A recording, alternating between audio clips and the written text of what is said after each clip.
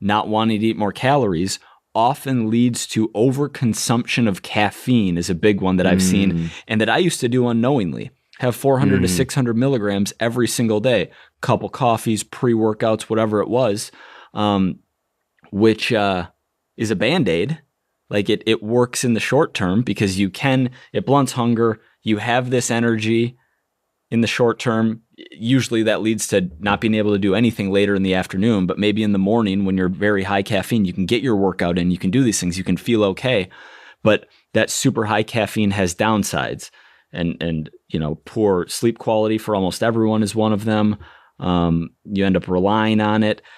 Something that I've felt and seen, which is more anecdotal, I don't know if there's actual research to back it, is increased anxiety and anxiousness from being very lean and being on high quantity stimulants, leading to less social interaction, less sociability, more, literally more anxiousness. Sometimes that leading to someone, needing to see someone about it just because, I don't know, for me personally,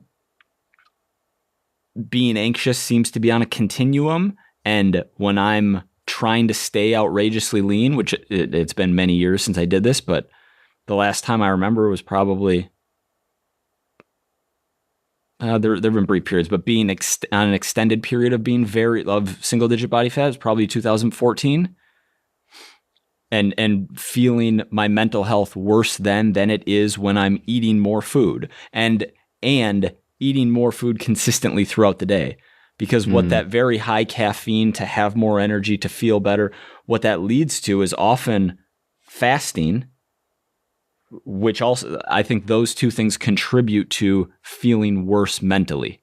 Yeah, makes total sense. Yeah. And it's funny, like I used to be able to have so much caffeine when I was younger and no issues. And now I'm acutely aware of how much I have because I notice heart palpitations, much like more mental anxiety and stress that comes with it. Things that like when I was younger is like literally didn't affect me at all. Do you think they didn't affect you, or do you think you just pushed through it without knowing what it was?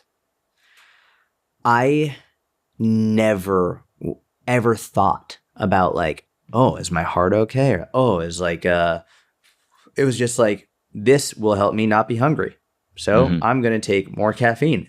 Or like the lack of energy on such low calories and specifically such low body fat is wild.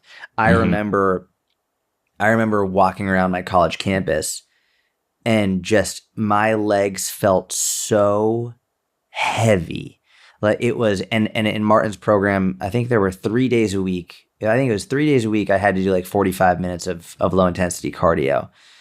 And I didn't have a smartphone at this time. So I just had a flip phone. And so I couldn't watch anything. And I just would get on the seated bike and I would be on the lowest resistance setting. So it was like nothing. And I was just like, just,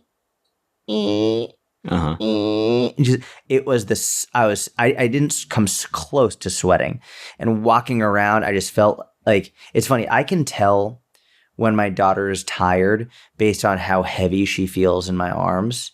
Like if she's exhausted, if she's not tired, like she'll just like feel light and she's moving around and all this stuff. When she just lies down and she doesn't move and she just feels heavy, I'm like, oh, she's exhausted right now. That's how I felt walking around my campus. Just like I had blinking felt difficult. And there's opening my mouth to order a coffee, going to pull a chair out to sit down at the coffee shop. Like the chair felt heavy. And it's things like that where you start to realize, oh, food, it's literally energy, but you don't even realize it until you go through maybe a period of severe underfeeding, and then you go to a period of like just normal eating, and all of a sudden you're like, oh my God, like thinking is easier, talking is easier, everything. And that's when like you can start to realize, oh, these calories, this energy is literally what our body needs to function, period. It's really crazy.